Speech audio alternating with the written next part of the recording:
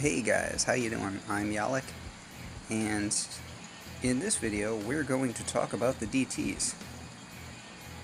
Not that kind of DTs, this kind of DTs. Um, Recently, I think I mentioned, got back into the 5-man game, and we are calling ourselves the DTs, for short. And it's really been a lot of fun, actually. We've only had a few operations, we'll look at that in a bit.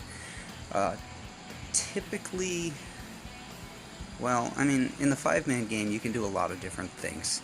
10-man and 25-man, those get prohibitive in terms of what you can and can't run. In the 5-man game, you can just run Foxtrot every day and hit the leaderboard eventually. So you have some choices. The top teams seem to be running Dead End, which is very, very ambitious. But, anyway, you know, we have a lot of leeway and just kind of sort of feeling our way into it. It's been pretty cool, a lot of fun. So you've got me, obviously, and then Sven, my friend here. He's bonkers. He has 6 accounts, and they're at various levels, but most of them, I mean, you see this one is a 61. He has a max 2. Most of them are in that usable range. High 50s and so on. So he swaps things in and out pretty regularly.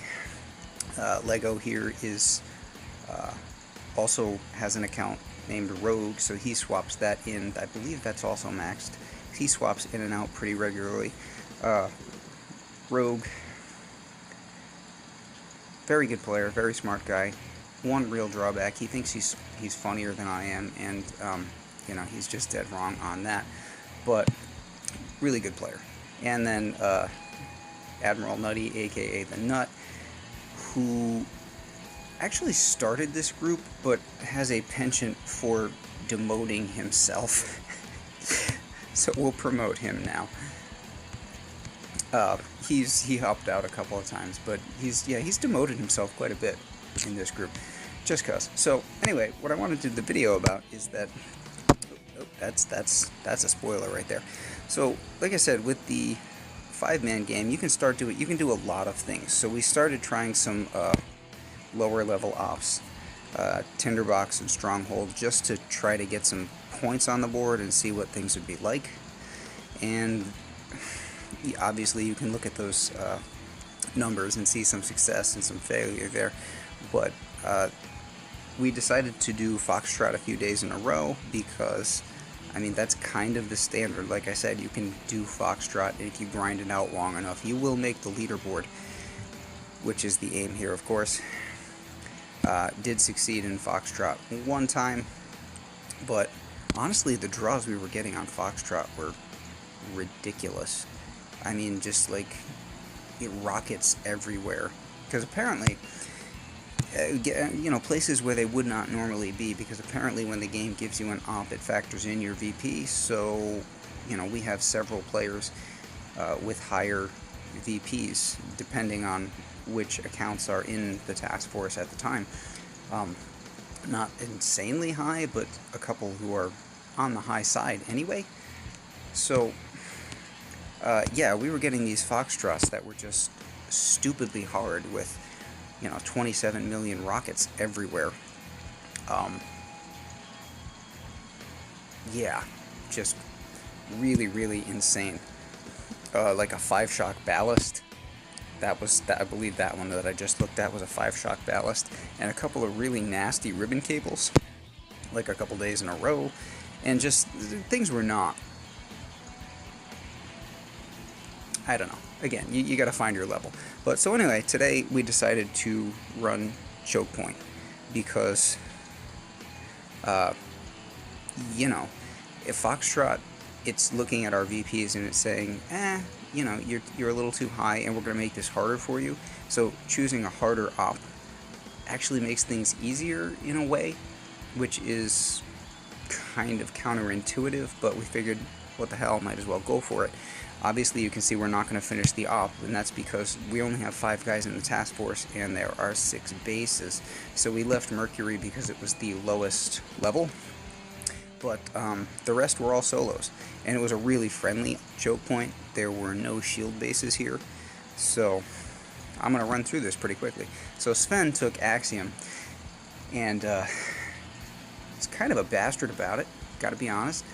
As soon as the op started, I started scouting bases, and the first one I looked at was Axiom, and this is a super friendly Axiom, and so I called it in chat, and as I was typing in chat, I saw the little indicator over on the left hand of your screen as you're looking at a base and scouting it out, indicating that it looks like a sort of like a satellite dish. Anyway, I saw the indicator and I knew somebody was going in, and I knew it was going to be Sven, and sure enough it was Sven, and here's Sven.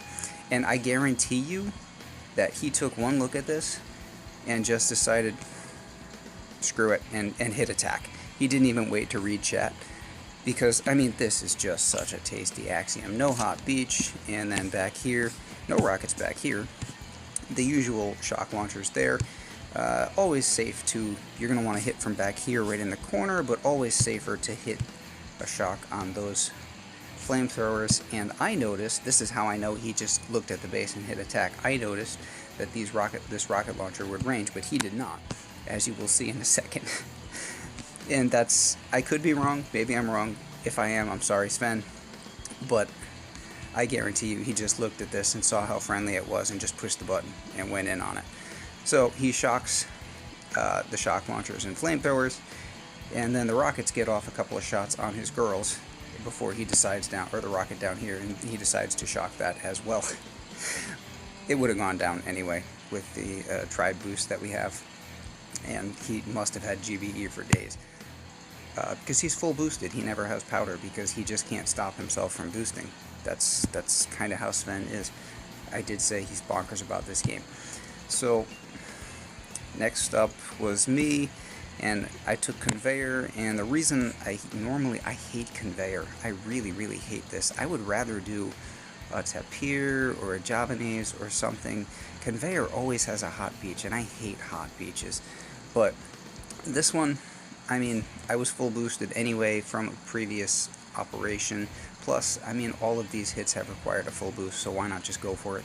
So, for the previous operation, I had the cooker ring, so if you're not full boosting for that, then, you know, yeah, it's just a full boost all day. So this had the next most force points, so I went in on it. And, so I was looking at this, and if you're looking at this from about 10 o'clock, with 9 o'clock being this side of the core right here, 6 is the side of the core that faces the shoreline all the time. So you see how this side of the core is closest to the beach? That's always 6 when you're talking about operations. So 9 o'clock would be over here to the left. So if you're looking at 10, which would be right about here, you're looking at 5 shocks.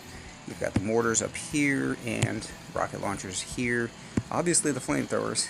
You can get 1 shock down here on rocket launchers and a shock launcher, and you need to get these rocket launchers down here too, just to be safe, because they're going to range you if you're standing right there next to the power cell. Plus you've got a hot beach. But smokes are cheap, so I figured what the heck on the hot beach, and we'll just waste a little bit of smoke here.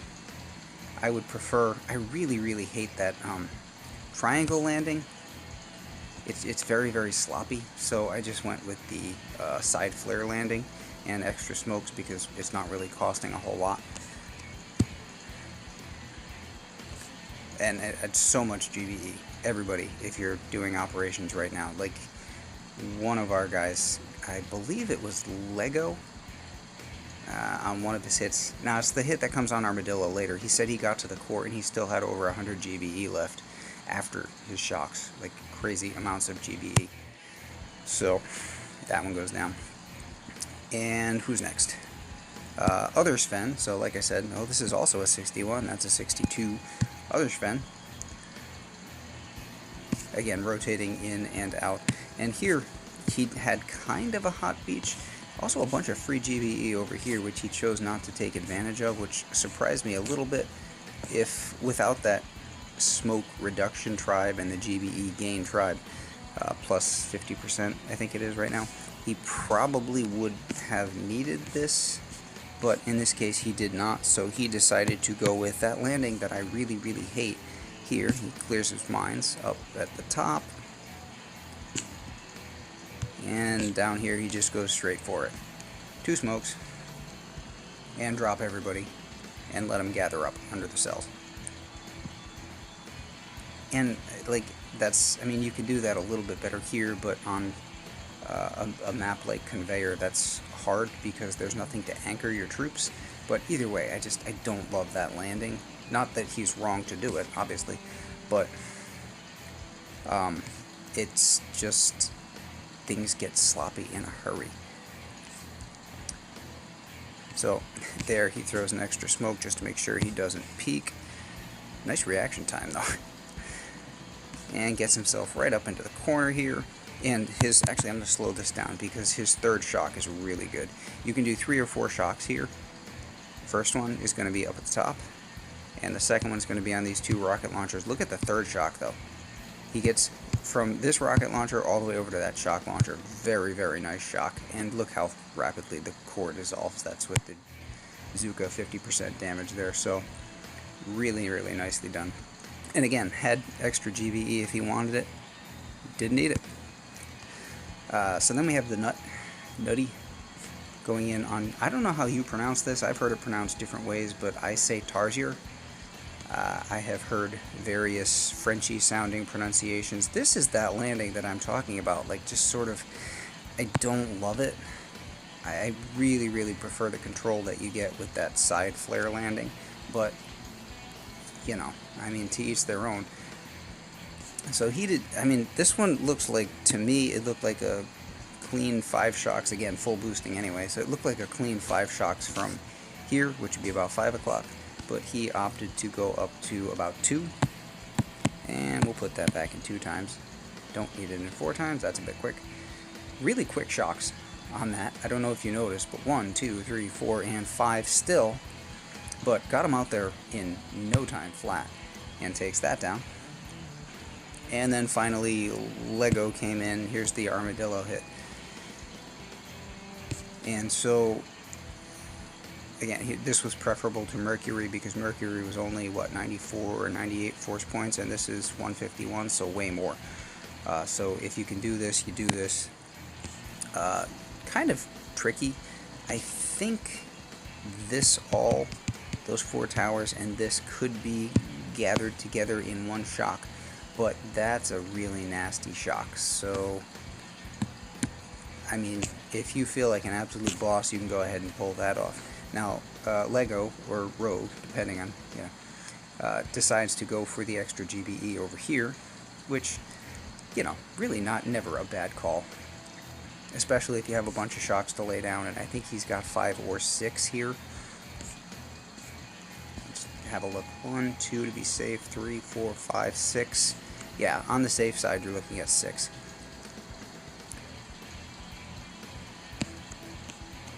And a nice little walk here. And all looking good, just got to get your shocks in. And we'll put those shocks in regular speed. And the core just melts. Now this rocket up here, he has chosen not to shock. But you could always just throw a critter on that too, and especially with the extra damage right now, does not matter. And so yeah, boom, that's 5 for 5, or well, technically 5 for 6, but it's only a 5-man task force. So that's 5 for 5 on a base with 6 maps, and that gives us 896 force points on the day, which is, I mean, if you do Foxtrot, your max is 780, and Foxtrot is actually punishing you. Think about that. It's punishing you for the VP and, you know, giving you these extra hard bases that, you know, I mean, you look at them and your mind just starts to spin, like, how in the heck could I ever possibly try to solo this stuff? So we went up, and by going up, we actually found an easier time. Who would have thought? Anyway, hooray for the DTs, said no one ever. Yeah, we're pretty proud of ourselves tonight, and that's why I figured I would put this out there. Like the video, thumbs up, you know how it all goes, and I will catch you guys later. Have a good night.